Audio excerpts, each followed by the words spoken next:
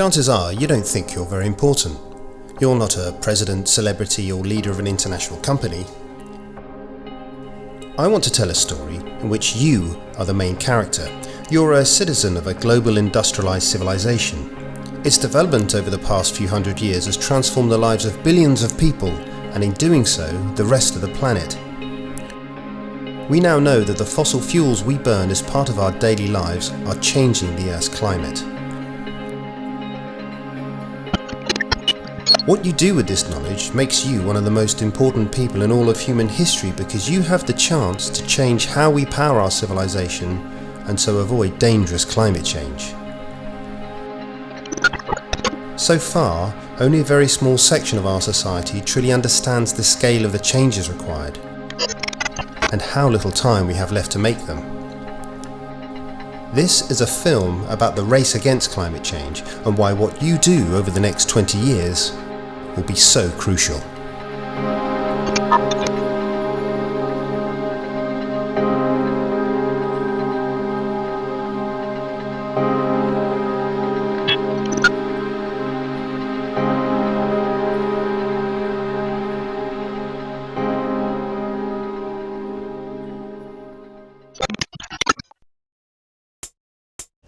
I'm Dr. James Dyke. I'm a lecturer in sustainability science here at the University of Southampton. A large part of my day job involves thinking about climate change, what's driving it and how it may affect us now and far into the future. So you may think I'm something of an expert about climate change. But there's another type of climate change, what it means to me, my family and friends, and pretty much everything else I care about. To be honest with you, I did a pretty good job of keeping these two sorts of climate change separate because I didn't really want to think things through. Denier is a label that we sometimes throw at people who dispute the fact that humans are changing the climate. But I think I was in something of denial myself. It's taken me some time to realise what we must do to avert disaster. In this film, I will go behind the headlines and show you just how urgent the situation is and the alarming assumptions that lie at the heart of all governments' proposed solutions. But this is a story of hope. I've seen that the UK is ideally placed to lead the required technological and social revolutions that could produce not just a stable climate, but a better society. Along the way, I've met the scientists, economists, entrepreneurs, activists and citizens that are at the forefront of transforming the UK. After all of that, you will understand what climate change means, what it really means. It's not about saving the planet. It's actually more ambitious than that.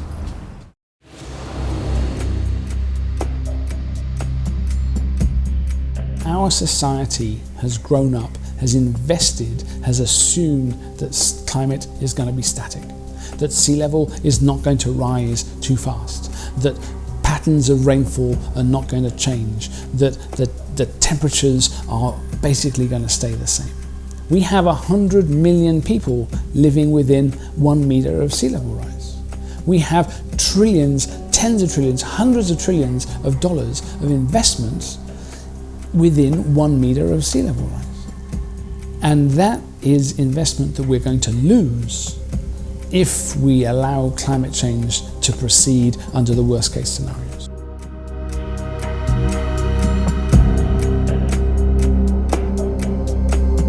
If we think about human well-being, it depends upon two key things.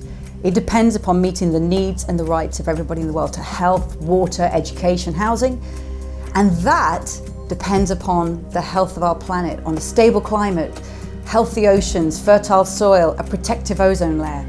If we don't protect this phenomenal, unique living planet on which we live, we have no chance of meeting our needs and having a thriving economy. We have to start to look at these together and realise that the living planet is the source of all of our sustenance.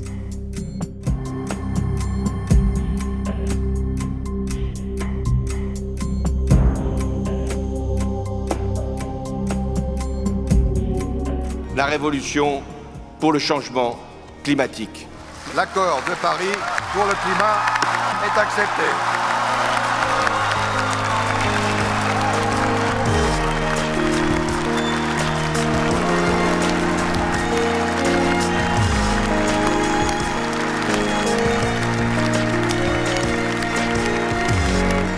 Let's say that the international community takes its responsibility seriously and we do manage to limit warming to no more than 2 degrees Celsius.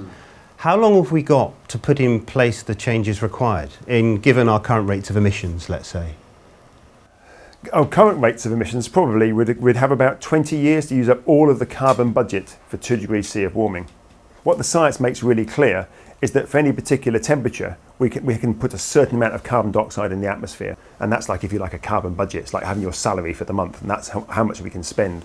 And if we carry on spending at the moment, at the current rate, 40 billion tonnes of carbon dioxide per year, we've got at the most 20 years. And then no more emissions after that.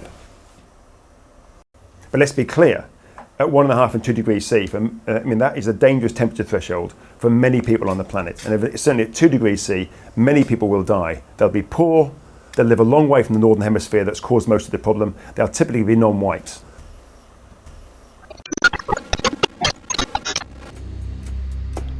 So far, our actions have led to an increase of 1 degree Celsius globally. That doesn't sound like very much, but as we continue to put more greenhouse gases in the air and trap more energy from the sun, the climate will respond with more extreme heat waves, more sea level rise, more destructive storms, more floods in some places and droughts elsewhere.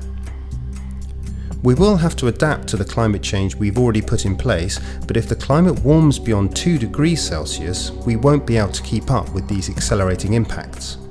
This is why the international community established a guardrail of 2 degrees of warming. Similar to a fence keeping unwary travellers away from a dangerous cliff edge, the 2 degrees limit was intended to balance the need to continue to grow economies while reducing the risk that such growth could produce disastrous environmental change.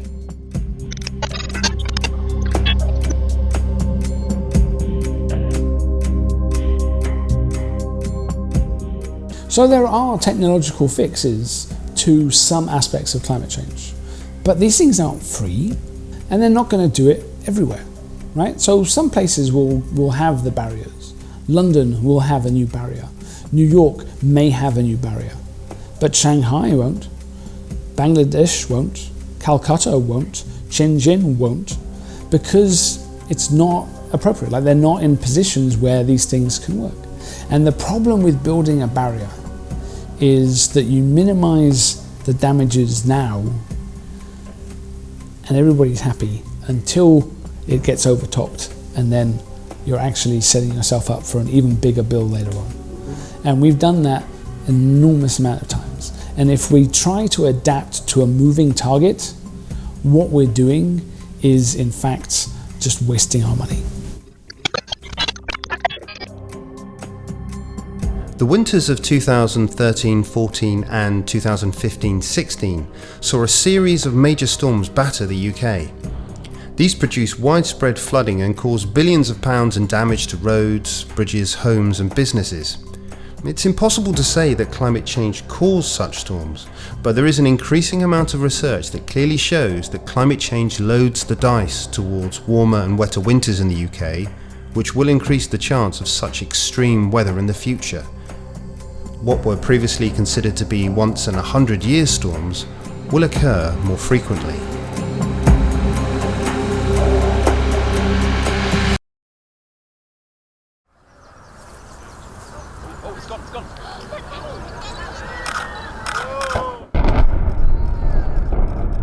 Many think the principal challenge is just swapping out current fossil fuel power stations, coal and gas, for wind turbines or arguably nuclear. But that misunderstands the challenge that we face. Firstly, only about 20% of the energy we currently consume is actually electricity. 80% of it is not electricity.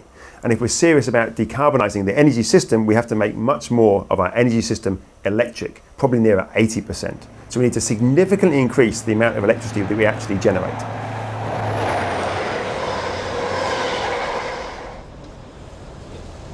In order for us to avoid dangerous climate change, we need to figure out how to power this city and the rest of our civilization with renewable energy. That's a colossal challenge because it requires the transformation of our energy infrastructure within a couple of decades. Now, many would assume that that might be actually impossible and that it would be foolhardy for us to even try. We want to show you that that's not true. The United Kingdom can stop burning coal, oil and gas to provide heat and power, and it can do that at the same time as keeping the lights on. That doesn't depend on science fiction technologies or magical thinking, but it will require some imagination. Our economy is currently based on a need to grow, whether or not it makes us thrive. Climate change, I believe, is making us realise that we need an economy that makes us thrive, whether or not it grows. So it's a fundamental mind flip. You know, the UK has a history of being at the forefront of the Industrial Revolution, and what we're looking for now is a new green industrial and social revolution. And the UK has all the financial wherewithal and the intellectual wherewithal and this huge renewable potential to be demonstrating at a world level what real leadership is.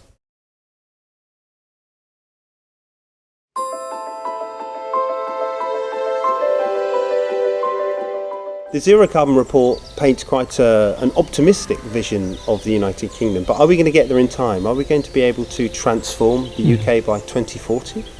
Well, the forces that shape our lives exist on many different levels, but the research we've been doing over the past 10 years has been looking at, have we got all the tools and technologies, or are we waiting for another eco widget to be developed before we can do this? We've shown clearly we have all the tools and technologies we need to get to net zero within a couple of decades. We're not waiting for anything. We have everything at our disposal.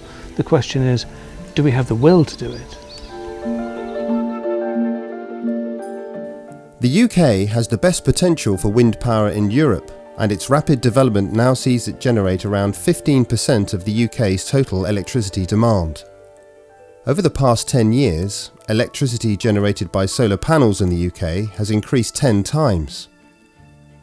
I went to see some of these pioneering projects to better understand how they're disrupting the energy system.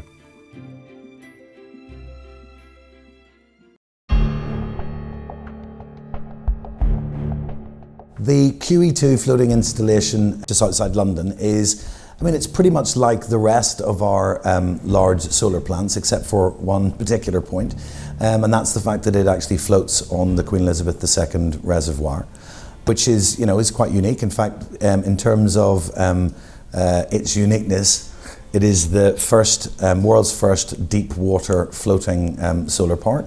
It's 6.3 megawatts. Now, to the layman, that doesn't mean very much. So in layman speak, that's about enough to power about 1,800 houses. This is probably not the answer that people expect, but the reason why renewables are going to continue to grab market share and become the predominant producer of electricity is not because it's green, and it's not because people, have this social conscience, although clearly they do, some of them do. It's because of price. An increased deployment will only continue to drive down price. And I'm sorry, if I'm able to deliver electricity cheaper than coal or oil or gas, they will come with me.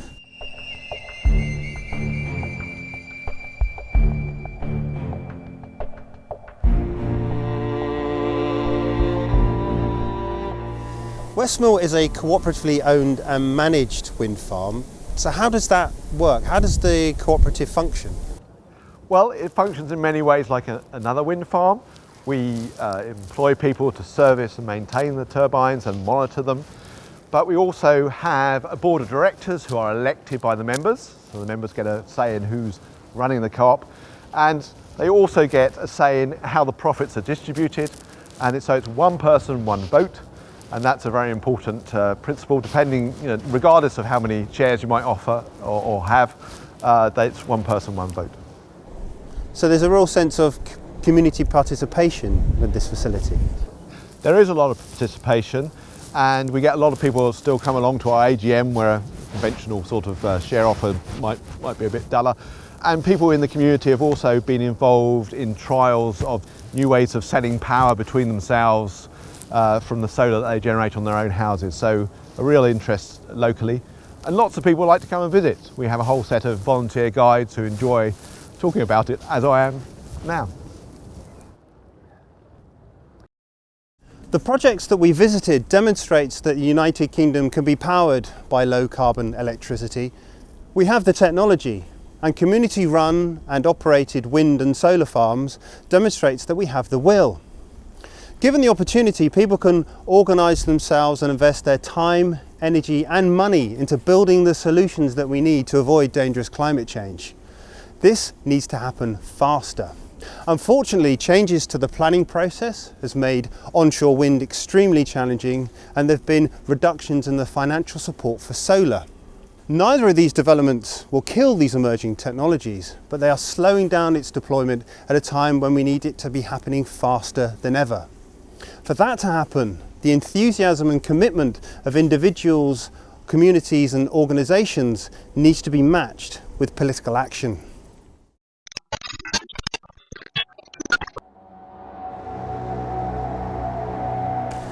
So why is there such a large gap between the political rhetoric of what they say we're going to do and what the physics seems to demand that we do? Well, this isn't actually directly the policymakers' fault. This is very much that a certain cadre within the scientific community, and these are certain types of modelers that bring together the economics and the science together, they've suggested that the best way we can deal with this is to have in the future a technology for removing carbon dioxide directly from the atmosphere, a negative emission technology. Now these technologies do not exist, so they're sort of postulating these as some future option. And they're saying, well, if we can remove carbon dioxide from the atmosphere in huge quantities in the future, then we haven't got to reduce our emissions quite so quickly today, which of course is very appealing to policymakers, and to the rest of us as well. We can carry on going on holiday and carry on living our lives as we are today, knowing that some future technology that does not currently exist will solve the problem for us. But given the tremendous importance of these negative emissions technologies, people might be rather surprised to learn that they don't really exist yet. Well, they don't exist. Firstly, they do not exist. So there are no even moderate scale negative emission technologies that work anywhere on the planet at the moment. But more disturbing to me, as well as that, is that they are the basis of every single 2°C scenario that was submitted to the Intergovernmental Panel on Climate Change. That's the UN body that brings together the world expertise on climate change. So every single 2° scenario that they have assumes that these negative emission technologies will work at huge scale in the future. And therefore they provide a much more rosy, glossy picture that the policymakers like to see. It is a moral hazard. We are relying on these technologies. It's not that technologies are necessarily bad. We should be researching, we should be developing them. But to assume that they work is a moral hazard. It's an incredibly dangerous thing to do, that we're going to pass on to future generations. There's significant risk these technologies will not work, and if they do not work, then we will be bequeathing them a temperature of 3, 4, 5°C future. We've tried everything except for actual mitigation. So 27 years after the first IPCC report, we still haven't been prepared to grasp the nettle to start to significantly reduce our emissions.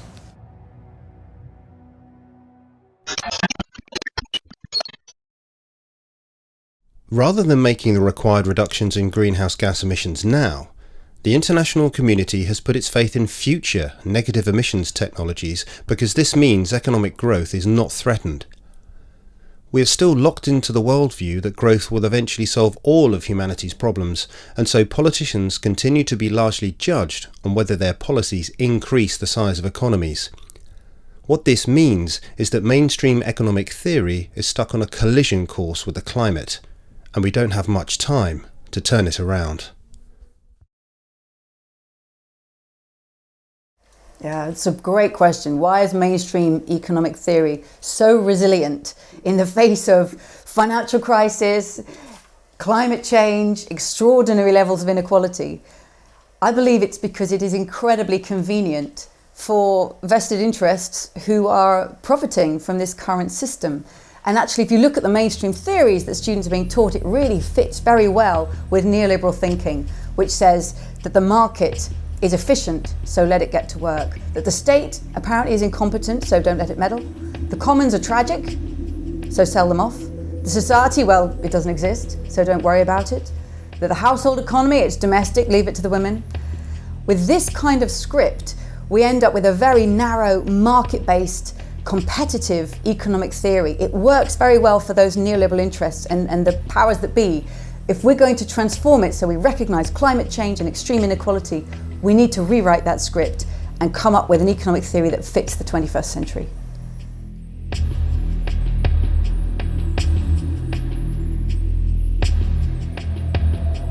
So the challenge today is that the economics that students are learning and that policy is being driven by, that's being discussed in our parliaments and written about in the media, it's based on the textbooks of 1950. And those in turn are actually based on the theories back from 1850. Economic theory is literally centuries out of date.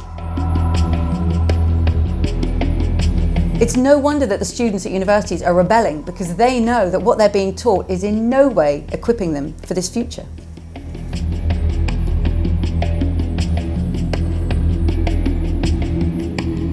Because the economy is constantly evolving, we can all be like little butterflies that trigger off a bigger effect. We can all be part of building a critical mass to change the economy. In a way, we're all economists because we're all shaping the way our household is evolving.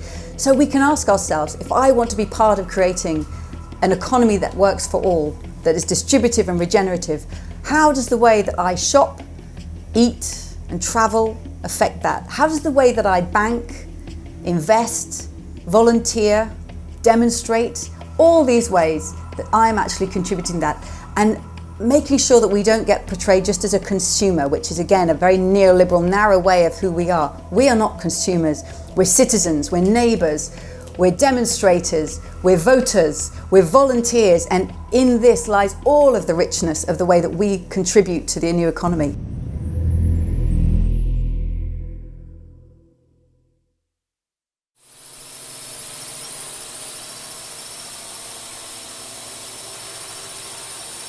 Well, what we've been doing is modelling for the past 10 years in increasing detail the fact that we have all the technologies and how many wind turbines we'll need and how much buildings we have to insulate. The new report that we've just launched, Zero Carbon Making It Happen, looks at the different barriers, the psychological, the sociological, the legal, the economic barriers, and every time we've found good research that shows how we can do it. We have all the tools we need and we know how we can overcome all the barriers. We just have to pull it all together and find the will to do it. There are dappled rays of a zero carbon future here now in the present. It's all there. It's not something that we can't see. It's here, there and everywhere. But just imagine over time all of those dappled rays joining up and becoming the new normal, and then we have zero carbon Britain. Where we're headed in 2100, under a business as usual, burn all the fossil fuel scenario, is going to be a different planet, and one in which we have no experience of as a society. Things are being pushed in certain directions, and we are seeing amplifying effects that make them worse. We can see these changes pretty much everywhere we look. The changes in the acidity of the ocean, because of so much carbon going into the ocean, are affecting coral reefs now. The bleaching events that we had in 2016 are unprecedented in any observations that we had. The Barrier Reef in Australia, one of the great natural wonders, half of it was totally devastated this year. Like, it's going to take years to recover if indeed it does. We are changing things, and you don't need to be a scientist to see these things changing.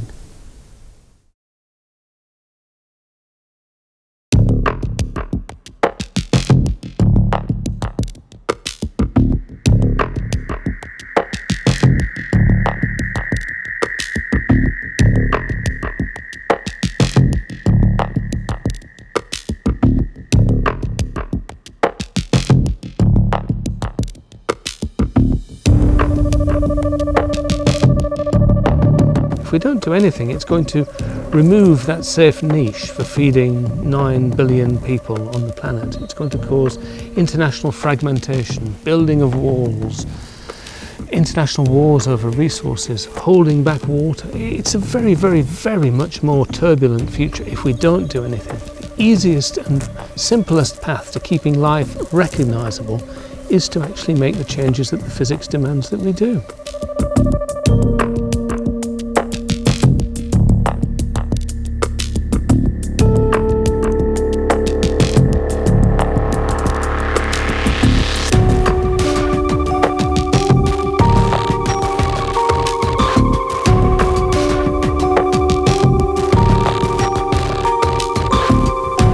Increasing risks going forward in a business as usual scenario are equivalent to us as society playing Russian roulette with ever more chambers filled with a bullet and us holding it to our children's heads.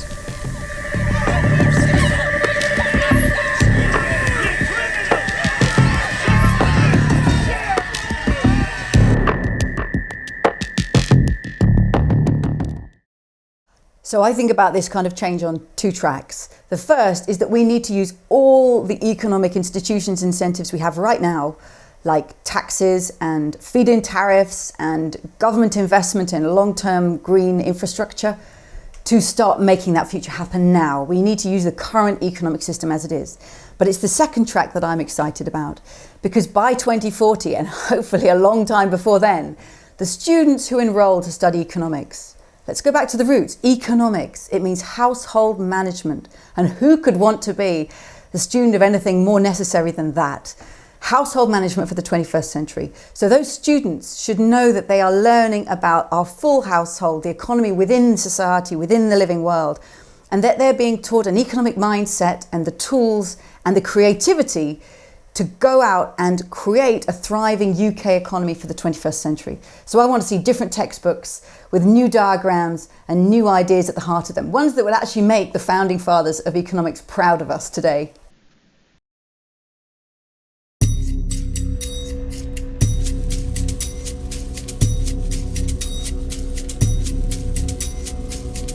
A lot of people think of leadership as just being about the policymakers and the prime ministers, but it's not. Leadership occurs whether it's in our family, in our institutions, our universities, our places of work. And what we need is that leadership at all of these different levels, all these different tiers. The role of the policymakers is to see where that leadership has been successful elsewhere and then to scale that up to work across the whole of society. So ultimately, this is a partnership between top down and bottom up. And if you have that partnership, I still think we have a chance of holding to the 2 degrees C framing of the Paris Commitment.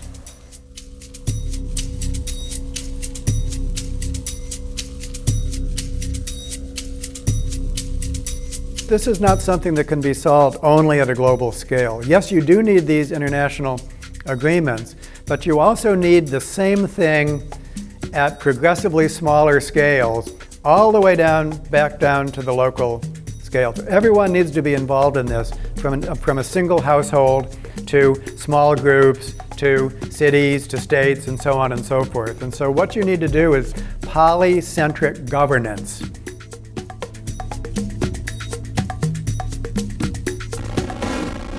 Despite inaction by the US government, cities and states across North America are joining voluntary schemes that will reduce their greenhouse gas emissions.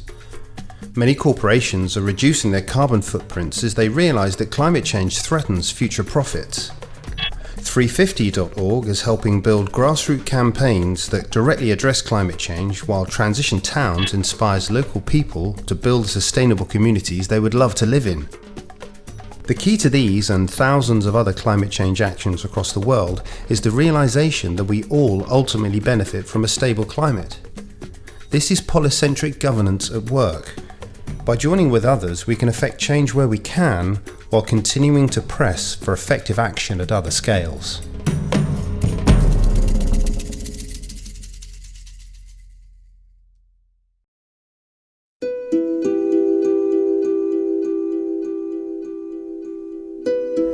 Climate change is just incredibly frightening to me, and so that's why I get involved in community projects, really, because I want to try and do something about it in a meaningful way. So how are you responding to climate change? What are you doing? My response to climate change is all about community action and activity at a city and a neighbourhood level. A lot of the solutions have to come from the community. We have to understand climate change better, we have to learn from and with each other about it, and we have to think about opportunities for behaviour change, and we also have to think very much about the positive difference that tackling climate change can make to our lives. I've been inspired by almost everywhere I look in the place where I live. Transition Towns are running some amazing projects locally. There are creatives organising festivals to celebrate all sorts of different elements of our community, and there are arts and heritage activities happening everywhere. I think it's amazing, and I think people would be astounded if they knew how much positive, sustainable action is happening in cities and towns across the world.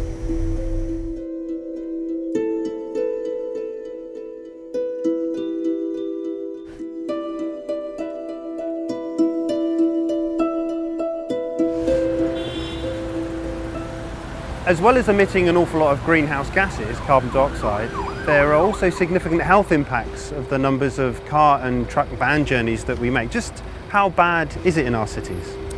In certain parts of London, they actually exceeded their particulate emissions for the whole year in the first 5 days. And it's important to note that that's not just from the fumes that are spewing out the back of the cars, but it's also from tire wear, it's from using brakes. So even if we're looking for a future, replacing like for like with electric vehicles isn't going to be the full solution. We have to look at things differently, and that's why livable cities are so important.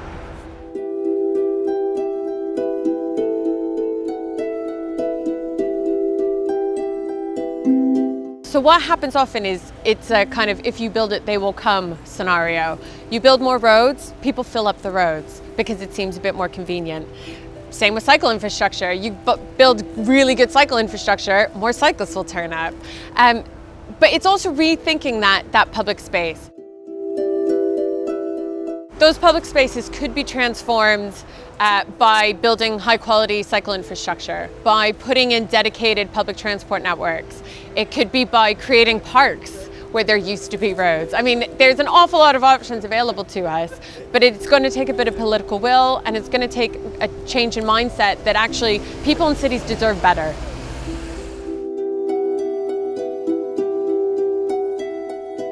When it comes to our personal contributions to climate change, there is one activity that is often overlooked. We know that flying is incredibly damaging. We should insulate our homes, use energy-saving devices and drive less. But there is something we all do every day that adds up to one of the largest drivers of climate change, and most people are unaware of just how important it is. Well, people are often surprised to hear that the food that you eat, or sometimes throw away, accounts for between 20 and 30% of your overall carbon footprint. So nearly a third of all greenhouse gas contributions come from food. Why is that so large? To a large extent, we've become used to eating meat in the developed world, and meat has a high carbon footprint attached to it, often due to the methane that ruminant animals like cows produce, and also it's the key driver of deforestation globally, so cutting down all those trees that used to absorb CO2. And when you look forward, this is a big worry, because the latest World Resources Institute estimate is that the amount of meat we're going to consume is going to go up by 95% by 2050, because countries like China are going to become affluent enough to demand it like we currently do. So given that food's impact on climate change is so large, what can we do to reduce that?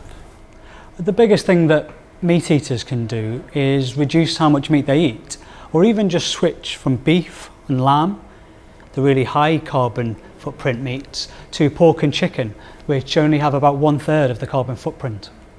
People often ask me what the carbon footprint of their diet is, and I show this chart to illustrate that no matter what your starting point is, everybody can take one step down and it makes a meaningful reduction in their overall food carbon footprint. We could all eat sustainable diets by 2040. What it would look like is we don't waste too much food. We don't fly things around the world and eat out of season. And the main thing is we have a low meat diet.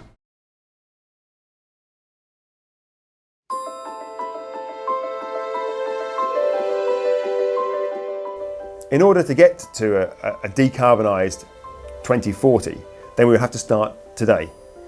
And the implications of that are going to be very significant for our society. It will have to become a much fairer society, because the majority of emissions come from a relatively small percentage of the population. That particular group, which will include people like myself, will have to make some very rapid and radical changes to how we live our lives.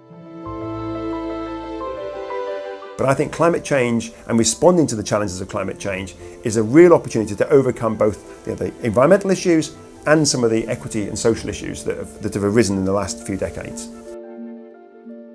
Once we can unpick the perception management around climate, so we don't see it as just a thing for lefties, but see it as a collective challenge that crosses race, cross boundaries, cross borders, it's something that matters to us all. That unleashes a sense of collective purpose way beyond the Apollo program, that goes right across the world, that will give us the sense of collective purpose that we've been yearning for well over a generation.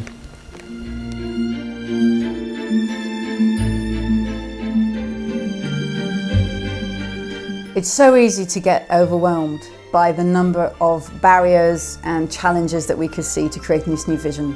Whether it's the mainstream financial system that is working hard to keep itself in power and accumulating the gains of the current economic structure. But I'm inspired by Buckminster Fuller, who said, if you want to change something, don't fight the existing reality. To change something, you have to build a new model that makes the existing model obsolete. And I passionately believe that while some of us focus on challenging those barriers to change, others have to focus on building that new model, speaking to it, drawing its pictures, finding its language, speaking richly about a new economic story. We have to bring forth that new economy because it's already there. Speak about it, join it, contribute to it. That's where I think we're going to overcome those challenges.